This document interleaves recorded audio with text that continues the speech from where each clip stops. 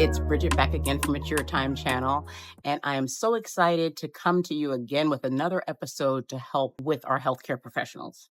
So, I want to first say that no matter what role you play in the profession, whether you're a nurse, respiratory therapist, EKG tech, radiology, whatever it may be, take time to invest in some of the resources outside of your own job in a global way as far as resources for articles and teaching.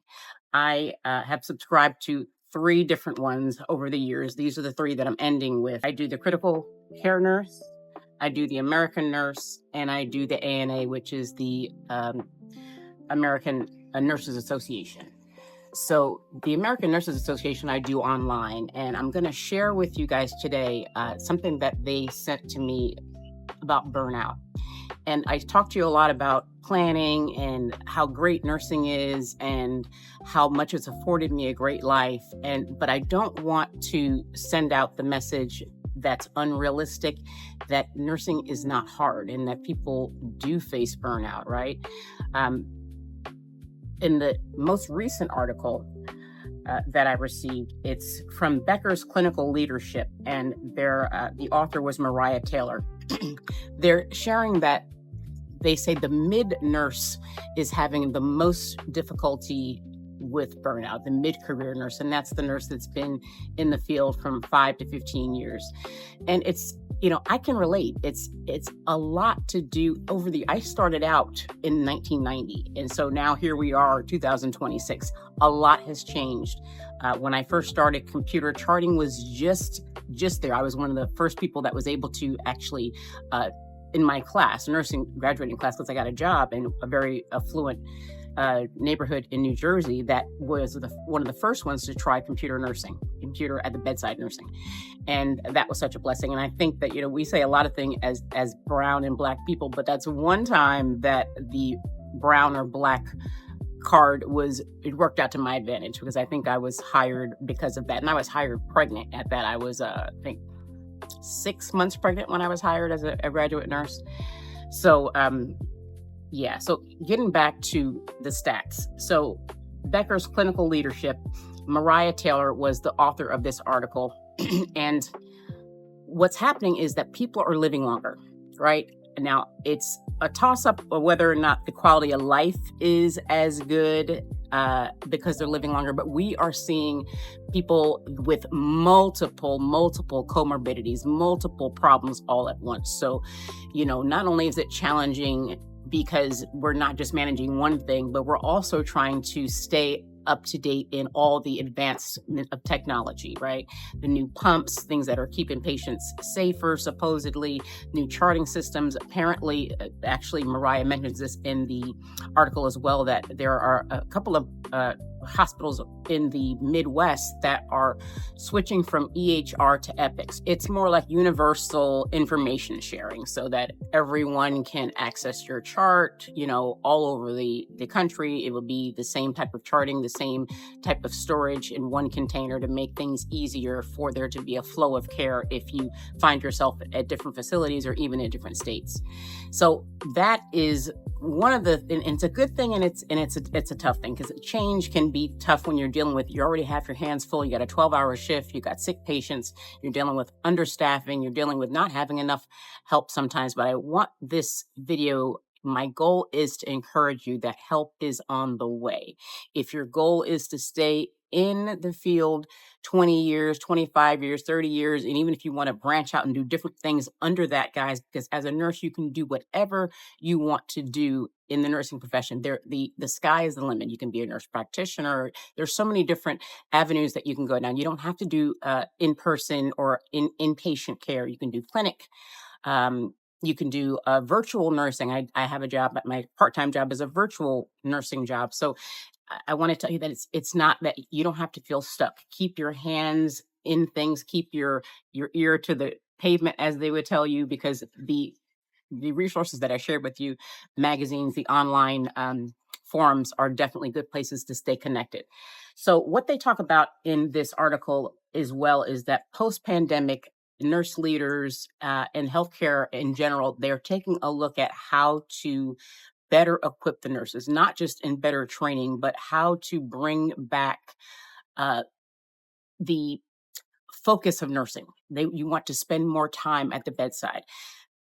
In the last 10 years, we've been pulled away to do so many other things. Charting is a big thing, because if you don't chart, if it's not charted, it's not done. And if it's not uh, done or charted, you don't get paid for it by the insurance companies, right? So there's a big push for charting, and charting a certain way, and charting in real time. They have this thing now, they want you to chart in real time. How do you do that? How do you turn, titrate drips, and do all these things, and suction, and help extubate, and chart at the same time? So basically, they've done things like they've made pumps with programs so that you scan now the pump, and the pump will then slave in all your numbers, your of your drips, what you were at, what you're going to now. And so it's kind of like real time, so that you can actually put that in the computer. You're charting there, it's actually scanning, you scan it, and it does it for you, so you don't have to do that part, right? So there are things that are coming down the pike to help, but helping us to get educated on these things takes time away, right? But what I want to tell you is hang on. Hang on, because help is on the way once again. There's also a couple of studies that have been tried out. It's called the First Aid Stress Program. And that's something that they are doing out in Salt Lake City. And it's designed to help the nurses to be able to respond better to difficult situations. There's workplace violence, there's families to deal with.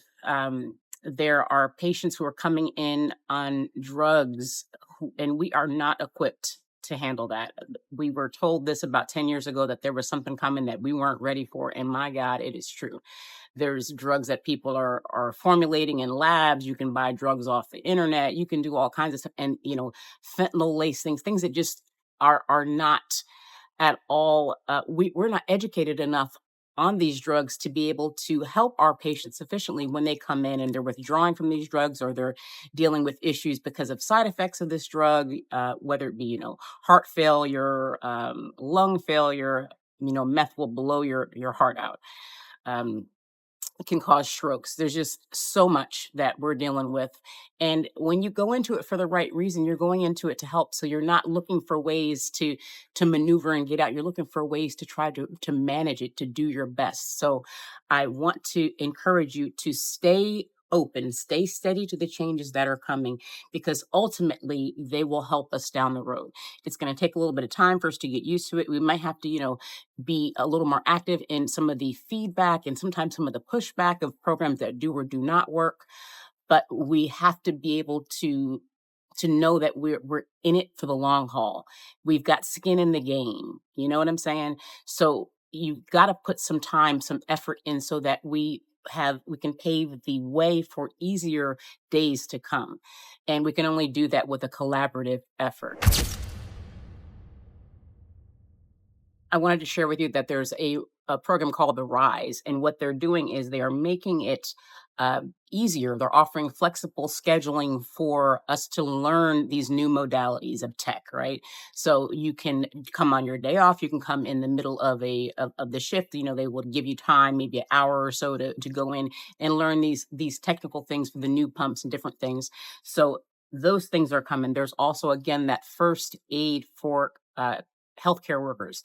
And that is a new program that they have started in Salt Lake City to help nurses and healthcare professionals when they run into problems in their mental health. You have to be willing to say you need help. And I know that it's hard sometimes, but these programs are confidential, and they can help you avoid calamity. And, it's better to deal with a problem before it gets big. Forgive me, there's a fly. It's better to deal with a problem before it becomes big, or before it's really taxing your soul. Before it's really taking you down, and you feel like, you can't get out of bed. You don't want to go in for the shift. And these are real things that happen. Sometimes you wake up and you're just burnt. You're burnt. You haven't gotten enough sleep, or maybe you did get enough sleep, but sleep doesn't always recharge you in every way. Sometimes your body, sometimes your mind, depends on the shift. If it was a taxing shift mentally or physically, most of the time for nurses, it's both, right? So I want to encourage you to take advantage of these opportunities, get plugged in, get connected in the resources outside of your job, even if it's only 5 minutes looking at an article. Just make sure that you're staying plugged in, you're staying aware, so that you can also be an advocate to get some of these things active in the hospitals that you work in as well. We have to stick together. I'm telling you, nursing has come a long way, but it only came that way because people were willing to sacrifice. They were willing to stand together. They were willing to stand up for nursing as a whole. And I'm going to tell you, nurses are important. Don't let anyone ever tell you that is not so. Don't let them ever downgrade you and make you feel that, oh my gosh, you're just a glorified butt wiper.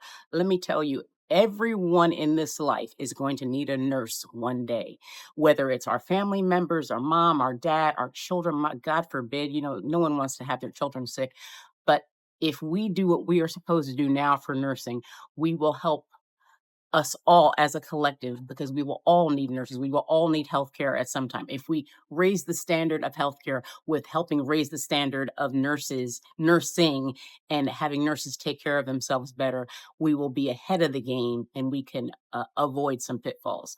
So I hope that that was a blessing to someone. I hope that that encourages you to know that just hang on. Help is on the way. Stay involved. Stay hooked up. Stay prayerful, because sometimes I shouldn't say sometimes, we always need our spiritual side to be the guide for what we're doing in this life. All right.